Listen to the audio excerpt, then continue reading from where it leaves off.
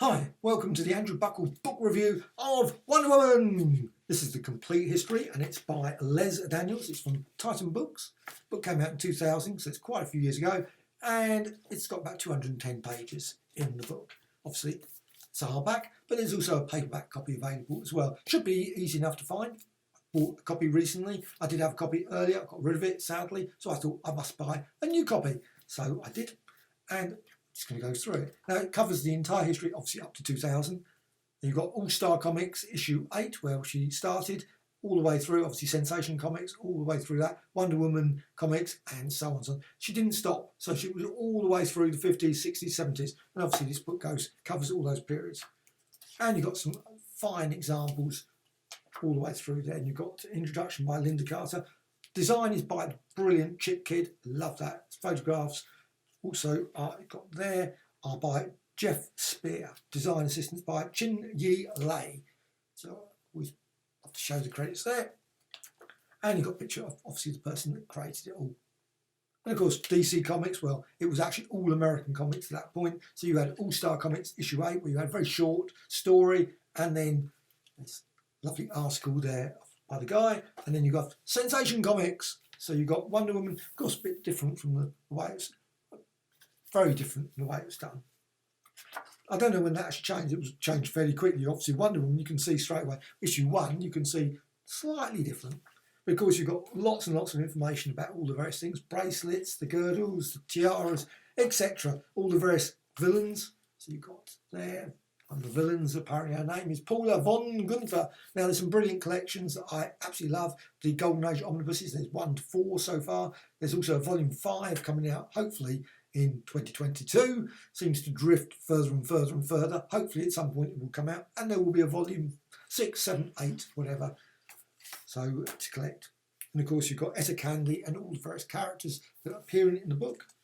I also got Wonder Woman Co's autographed picture of Wonder Woman as well, and also Julius Caesar, as well as some original art page as well. Apparently there's not many of those, so that's always great. Got Phantom Lady there, obviously referring, good girls don't, but I do. Some also newspaper strip as well. Great bit about newspaper strip. There is an IDW book of the newspaper strip worth checking out. And Comic Cavalcade even, 1 or 2. All Star Comics. She appeared in quite a lot. And you've got more of the Cheetah, of course, character there. Etta Candy, some very weird stories. There's definitely a very weird story there. Yeah. And also you've got All American, I love these sorts of things, the letters, All American Comics, just brilliant, because you've got, of course, that was the original company, and you've got Flash Comics, All American, All Star, Sensation Comics, All Flash. I love those old titles. What brilliant titles, All Flash, all this. They don't create titles like that anymore. It's like, it's Spider-Man. They need all something. I guess all the great titles are probably long gone. However, got some great stories, obviously artwork there. That's a real good yarn, where she's tied up on a railway line. How original is that? It's only been done about 4 million times on various, but of course she gets out of it in a typical original way. Now, of course, things change over a period of time. Obviously, the war period, fighting different various men. Actually, saying that, she fought some very weird. There were some weird stories, very oddball. I love H.G. Peter's artwork. Absolutely superb, and just plain odd stories. Now, they're quite unique. I don't think they would be able to release them now. If they release that now, I mean, obviously they have with the omnibus edition, but if they actually bring them out, people would go, what? It would be so odd. But that's why I like the stories. They are great. It's just, you don't want every story to be exactly the same. And obviously Wonder Woman, they really did go for some very odd stories.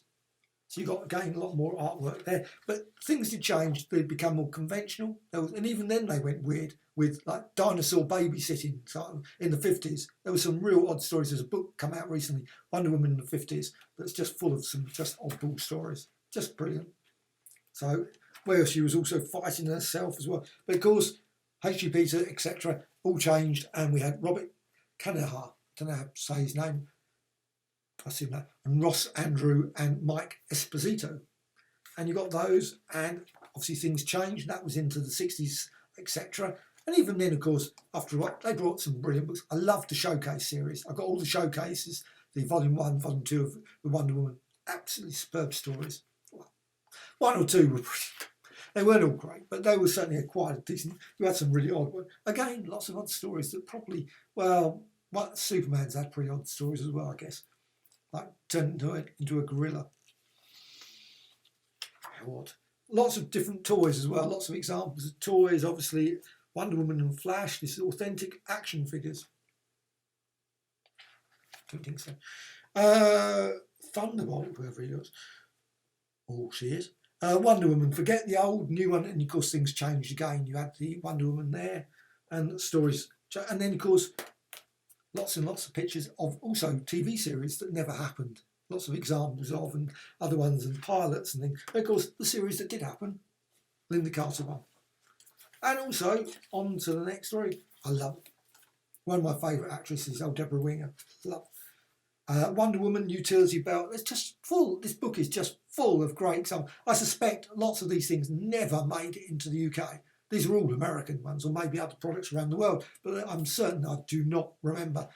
It's not just, we never seem to get that sort of stuff. Not in the way that obviously in the US, there's just lots of that. This is a weird story with the Statue of Liberty is included in here as well.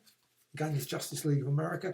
Yet more models, the icon. Obviously, Crisis on Infinite Earths. And George Perez artwork.